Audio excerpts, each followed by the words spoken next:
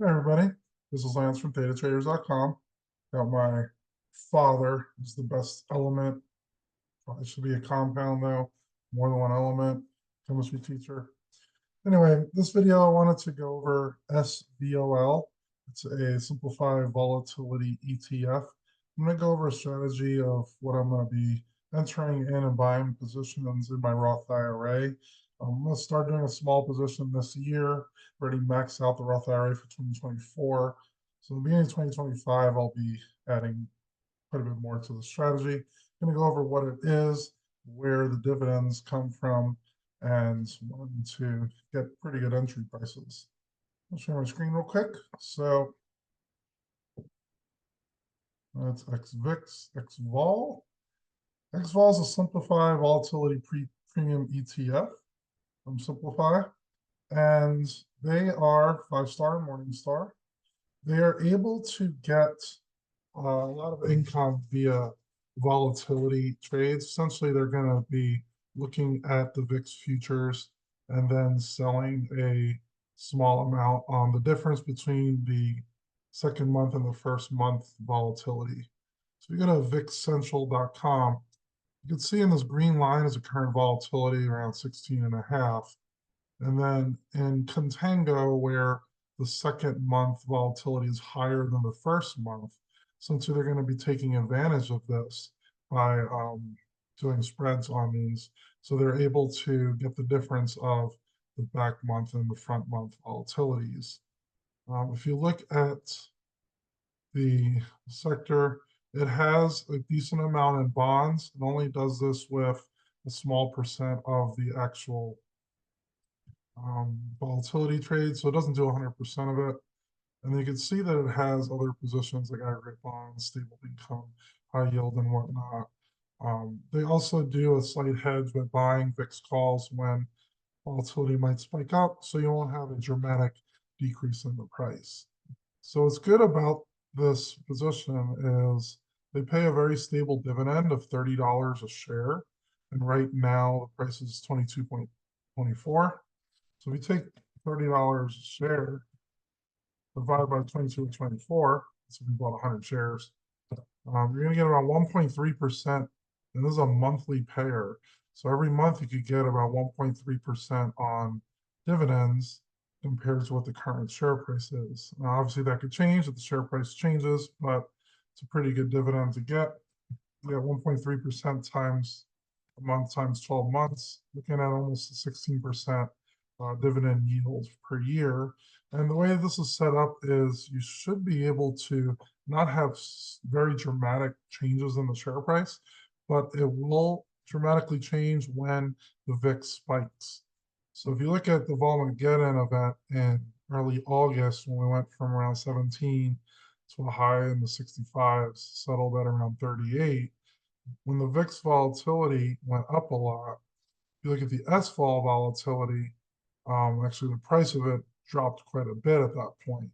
So a good entry point could be when the VIX spikes. You could be buying shares at a lower share price at this point. And then if you look at the term structure, when that volatility event happened, this green line was way higher than the blue lines, showing that the current volatility was a lot higher than the future volatility. Typically, this is a situation in contango, which we see about 80% of the time. So volatility is usually in this contango where the futures volatility are more than the current volatility.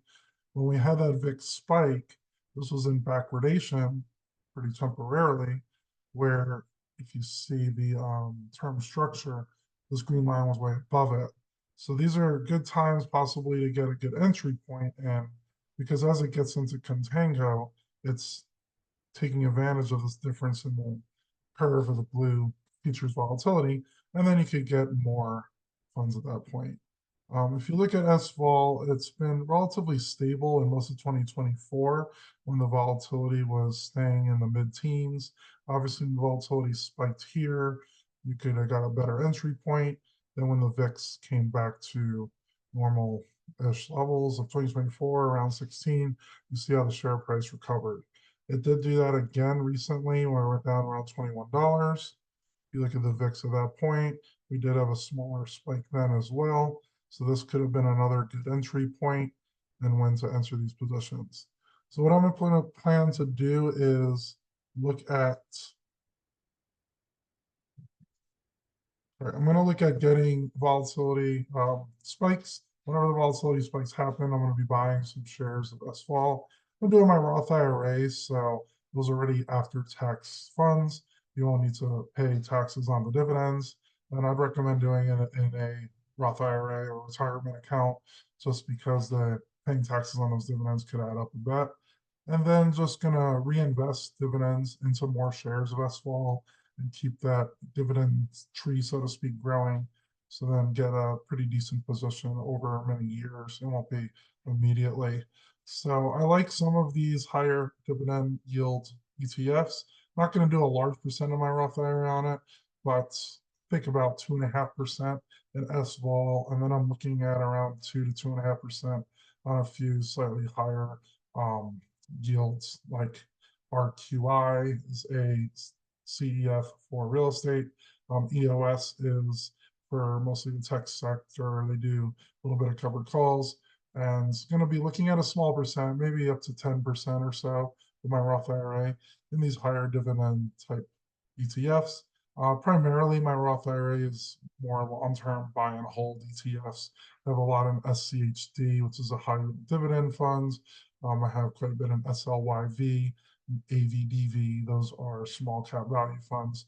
So looking to amplify the dividends and get a higher yield on a small percent of my Roth IRA, and using that almost like a satellite compared to my core holdings.